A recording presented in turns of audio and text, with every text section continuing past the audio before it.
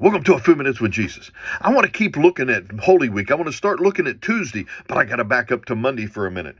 Because if you remember where it said about Jesus cursing the fig tree, that happened on Monday. And it says in Mark 11, verse 12, it says, "The next day as they were leaving Bethany, Jesus was hungry, seeing in the distance a fig tree in leaf. He went to find out if it had any fruit. When he reached it, he found nothing but leaves, because it was not the season for figs. Then he said to the tree, 'May no one ever eat fruit from you again.' And his disciples heard him say it." So now this can be a little bit confusing, because why would Jesus curse a tree that had no figs, that had no fruit, if it wasn't the season for fruit? If it wasn't a season for figs, why would Jesus curse the tree?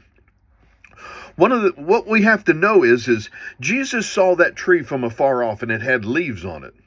And so when it had leaves on it, there should have been buds on that tree. There should have been little edible buds on that tree that he could have been able to eat. And when he got there, all he saw was leaves. He saw no fruit on that tree at all, no potential for fruit, because it did not have any buds. And what Jesus was saying is, "Cursed is you that do not produce anything.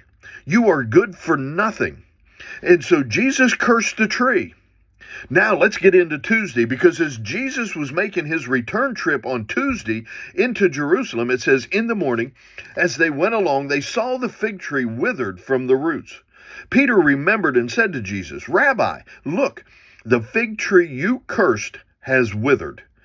Then Jesus said, 'Have faith in God,' Jesus answered. 'Truly I tell you, if anyone says to this mountain, go throw yourself into the sea, and does not doubt in their hearts, but believe that what they say will happen, it will be done for them.'"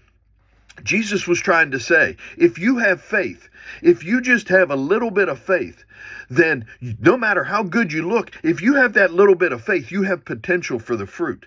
But if you have no faith, you may look good, but you're good for nothing.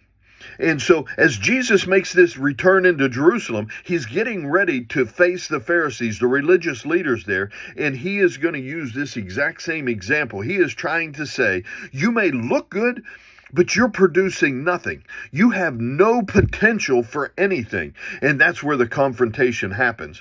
So I want you to just realize that just because people look good, they may not be producing anything, and they're good for nothing. What is more important is not how you look, but that you're producing potential for what may be able to happen. Why? Because he loves you, and so do I. Be blessed, my friends.